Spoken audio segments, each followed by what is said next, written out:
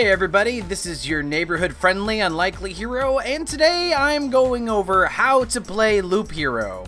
In this guide, we'll be focusing on the earlier parts of the game and going over some of the starting cards, gear, and stats.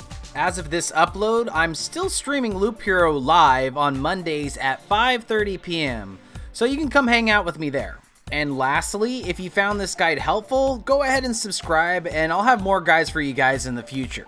Alright, let's go ahead and get started with some of the basics.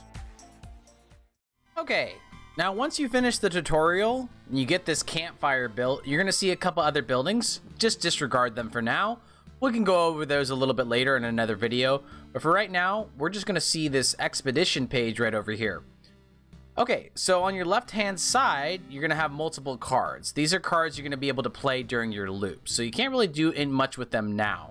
We're going to go back to those in a second. First off, we want to focus on this over here. So you can see we're going to be at Chapter 1, where enemies have 0 to 1 abilities. Enemy strength is -5%. Enemy strength growth plus 2% per loop. Max amount of resources 10. So the first two are pretty self-explanatory. The enemies aren't going to be very tough, right? They're actually going to have a negative penalty just for being alive, I suppose. The thing that you really want to know, though, about your chapters is that the enemy strength growth is plus 2% per loop. That means that as you go through a loop, it's going to add 2% to their difficulty. Their strength, actually, right? So keep that in mind. The more loops you do, the harder the enemies are going to become. And then max amount of resource, that's important because on Chapter 1, you can't have that many resources. You'll reach an encumbrance of resources, and even though if you can keep going on the loop, you won't be able to take any more with you. Okay, great. Next we have our class, and at this stage of the game, we only have access to one class, which is the warrior. Okay, and their special benefit is relatively straightforward. They do 2% damage for each second of the fight. So basically, for each second that the warrior is in the fight, he's going to start doing more damage. Okay, so this is really what I wanted to focus on. These additional class stats right here, okay? So first we have damage, damage to all. That means if you're fighting 2 or more enemies, your attack can do damage to all of them at the same time. Regeneration, that's how much health you are constantly getting back. Pretty much any time. It's different than the day-night cycle health. Like, you just keep getting health. Vampirism, that's another one that's kind of self-explanatory, but it could be confusing. So whenever you hit an enemy, you're going to get health back from that hit. A successful hit, I should say. Attack speed, that one's also pretty simple. How fast you attack. So counterattack, and you see how it's percentage. Counterattack percentage is the percent chance that after someone hits you, that you'll immediately hit them back. Evade is another percentage-based one. It's one you're going to be focusing on a lot. Evade is the percentage of chance that you will avoid all damage. So evasion's really good. And lastly, the defense stat.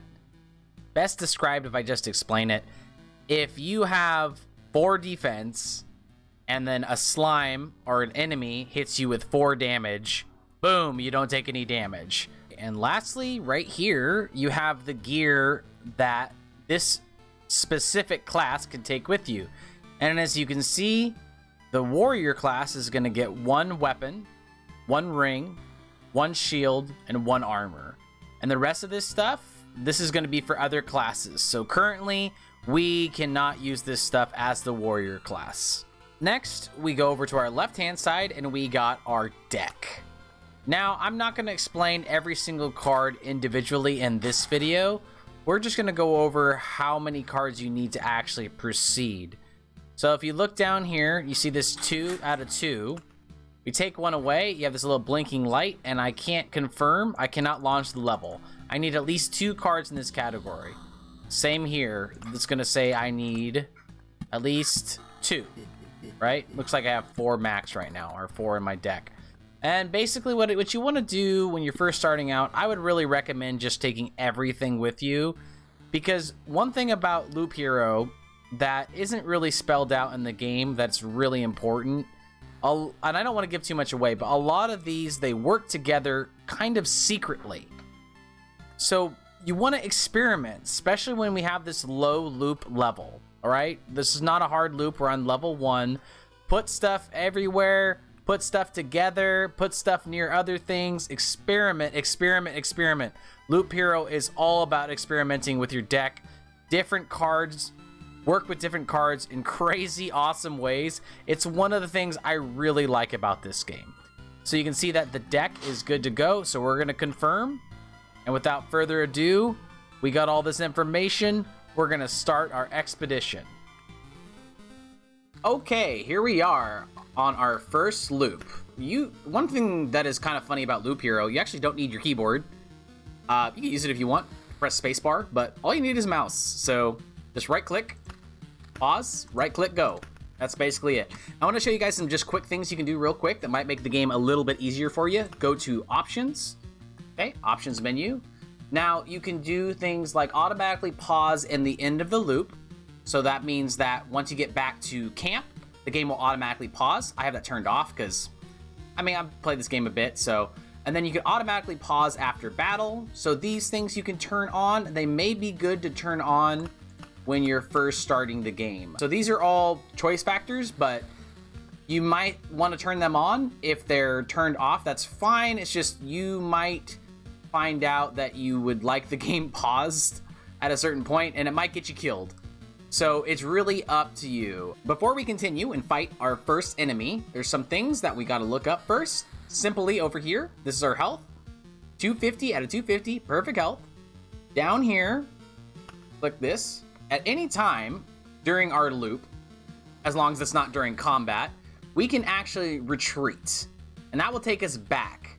And we're going to keep 60% of all resources found. Now, if you want to keep 100%, you got to be at your camp. Now, here's the thing about Loop Hero that I did not know when I first played. If you die, you do not have to restart the game from the very beginning. Do not worry. But you're only going to keep 30% of all the items that you gained. So, death is not great. Also, later in the game, there are going to be some rarer items that you're always going to lose whenever you die. And usually when you retreat as well. So you can only get those when you retreat back at your camp. Okay, up at the top corner, we actually have game speed. We have 1x and we have 2x. Once again, you might want to turn to 1x if you're new to the game. He's going to move a little slower. Now, I like 2x, especially during right now. Like I said, played a couple, probably like 50 expeditions or so at this point. People have probably played like 1,000. But I don't need that. I like 2x. He moves a little faster and get to the slimes a little bit quicker. So it's really up to you. That's no shame in putting 1x speed. So really, whatever you like to do. Remember, you can pause this game anytime, even during combat. Obviously, it's not going to do you much good because you can't control your dude. So, okay, and up here, this is going to be the day progress. Okay, so whenever this reaches the top, you're going to hear a rooster crow, and it's going to be turned into morning. Okay, we're almost there, so why don't we go ahead and try to do that. Now, you can see that I have hovered over units on, so if I hover over here, it's going to stop the combat, and you can check out some of the stats on this slime over here. Okay, so that's his HP, damage, and his attacks per seconds, and he is an artificial life, and he's a liquid. They're going to come more in handy later down the line. Cool. All right. There we go. There's our day-night cycle right there. As you can see, it restarted. Now, with certain things that you can get back at camp, whenever the day restarts, you're gonna get some HP back. Cards across the screen will activate their effects once per day, or once every 3 days. Okay, lastly, over here, we have this, which is map completion. So it says map completion. When this bar is filled, the boss of this chapter, oop, it went away, will appear on the campfire tile. Now, that's all well and good, but when I first started playing, I didn't know what made it come up. I thought it was, oh, I'm doing loops, right? So I did like 5, 6 loops, so that's why the boss is coming. No, that's incorrect. When you put a card down, watch this right here. I'm gonna zoom in on this skull. I'm gonna put down this meadow over here. See how it moved up a little? So it's not the loops that do it. It's putting down cards brings the boss. So this is really where you can put some play styles in, right? You can decide, hey, I don't want the boss to come yet, so I'm not gonna put all my cards down. I'm gonna wait on that. Or I'm gonna put all the cards up to a certain point and I'm gonna wait. because I want to get stronger before I fight this boss. Okay, we got our first weapon. Boom. Pretty simple stuff. 3 to 5 damage. Boom. Put that there. All right, cool. So we got a shield. That's going to up our defense. Right now, you can see down here in stats, we have 0 defense. So we're going to put this shield here and boop, 4 defense, okay? Now, we got a couple cards over here. I'm going to explain some of the basic ones. Beacon, 40% movement speed, 40% movement speed within its range, and then 20% attack speed for all units. So you're going to move across the board a little quicker. Like right now, don't make it too complicated. I'll save this for another guide. These kinds of things are a little bit more strategic. You can find a bunch of different ways to combine these with your cards and your current circumstances to help you. But be wary, some of these cards can hurt you as well. So look out for that. For example, 20% attack speed for all units. So that's you and this slime right here. He's going to attack faster as well. Okay, cool. We got our first playable tile card. Our first playable like road card, which is the cemetery. Pretty easy to understand. Cemetery, put it somewhere on the map. Doesn't really matter where right now. I'm gonna put it right here. And boom, spawns a skeleton every 3 days. Now remember, we go back to our little day-night cycle up here, day progress. So when this goes up to the top and goes back down 3 times, that's gonna be 3 days. Boom, a skeleton's gonna spawn here. And the reason we wanna do this is we're gonna go over this. Boom. We got preserved pebbles.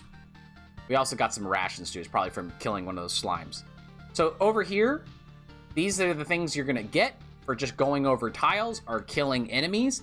And you're gonna be able to use these later to upgrade your camp back at home. It's actually really more of a city type thing. That's gonna make you more powerful on other loops. All right, we got some grove cards here. So these are very similar. Cemetery, they're just gonna spawn a rat wolf. And the rat wolf's a little bit of a bastard because the skeleton's always going to be here, but the rat wolf can move to this tile or this tile. So we can put two of these bad boys down. Now I'm going to explain just real quick. Meadows and rocks are very easy to understand. Okay, meadow heals 2 HP at the start of each day.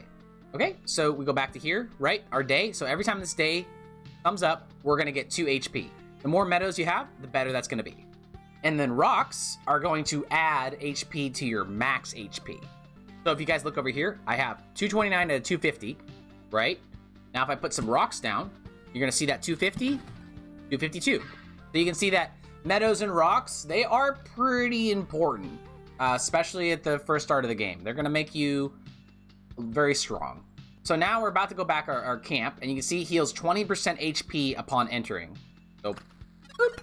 Now before we leave from this, we're gonna go down here, and as you can see, this over here, return to camp little button, it has a little yellow outline across it. Now we go ahead and click on that, and we get to retreat, and we get to keep all our resources. Now watch what happens if I move away from the camp, click on it again. Now I'm gonna keep 60% of all resources found if I choose to retreat, and I'm gonna lose my preserved pebbles. Now this is obviously not that big of a deal because we're only in the second loop, right? And like we said earlier in the video, more loops means stronger, badder enemies. So you can see this little blue line. Now this blue line denotes your attack speed. So basically he's getting ready to attack. Right when he swings, he attacks. And you see that little gray line? So that's basically, it's so funny about this game because it doesn't really say, so I don't know exactly what it's called, but what I think of it as a fatigue bar, right? Or your amount of stamina. So as you can see, every time he attacks, that blue bar, that gray bar starts to go down, but then it kind of regenerates. You can only up your attack speed as far as this gray bar stays up. So if you're attacking super fast and this gray bar keeps going down, you're not going to be able to attack until it comes back up. So you can't just max out your attack speed and hope that you just destroy it. You can't just have like 5,000% attack speed. It's not going to work. At least not with a warrior. Maybe there's a class later in the game that I haven't discovered yet that can do such a thing. Remember, we can look at this skeleton.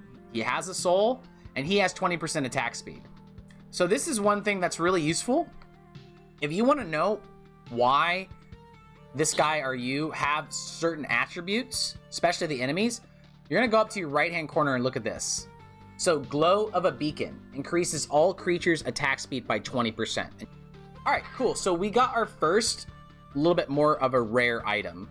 items come in 4 different categories. So they come in gray, which is your basic. So these are all gray. And then they come in blue, which is basically your rare category. I don't know the exact names of them. And then you have yellow, which is rarer, right? Let's call it like, I don't know, like, yeah, rarer. And then we haven't got one yet. And then there's orange, which is like exotic, right? That's the best quality. Just because it's of a rarer quality doesn't necessarily mean it's going to fit your character better. Also, it's noted that there's different levels. So these are all level 1. You see this ring is a level 3. Once again, same with the rarity, just because it's a higher level doesn't necessarily mean it's going to be better. You see that this gray has 1 stat and it's a level 1, and this ring is yellow, so it's got 3 stats. I think 2. Yeah, plus what it already has, right? And then if we got the exotic, the orange, it would have 3 extra stats. So that's what rarity means. But remember, like a level 1 item, a level 1 gray item, level 1 orange item doesn't necessarily mean that the orange item is going to be better. It just means that it's going to have more stats. So you got to really keep an eye on this kind of stuff. Okay, this is actually a really important card, so I'm going to go ahead and explain this one. This is called Oblivion. Now, Oblivion's a really cool card, and it can really get you out a lot of jams. I would never leave home without Oblivion. I like to stack these guys up. Now, I'm just going to use it now just to show you how it works, but you really want to save these guys. But yeah, so if you don't like the look of like even this rat wolf here or this tile, you could use them on any of them. Just be like, hey, I'm weak on health. I'm not. I could easily beat this rat wolf. But say, hey, I don't want to fight this guy. No way. Bye-bye. Now he's gone. Now this is still going to spawn rat wolf, so you can also get rid of that if you'd like, right? Just like if you don't want to do this, get rid of it. Now you want to really use those sparingly. Now this is a really easy tip to do. I don't want to show you guys too much of this stuff because I think that discovering this stuff for yourself is a lot of fun. So I don't want to give too much of this away, but if you put a meadow next to most other tiles, not every tile, adjacent, it's going to become a blooming meadow, and then instead of the heal 2 HP, it's going to heal 3 HP. That's what I was talking about earlier when I said experiment with your cards. Like I said, a part of the fun of this game is to figure out weird combinations, how to set things up, and just see something weirdly transform. And it's a lot of fun. That's why I don't really, I guess maybe I could make a guide for that if you guys want, but I really think you want to discover that for yourself. That's going to pretty much be it for this guide over here. I want to keep this one fairly simple, and I don't want to load it up with too much to be too much about cards. So if you guys really enjoyed this particular guide, I can make a little bit more of a complicated one in the future. Go over more of the advanced cards, maybe go over the rogue or the necromancer. Just let me know in the comments below what you guys want to see. And if you guys enjoy this content, please consider subscribing. And thanks so much for watching. You guys are wonderful.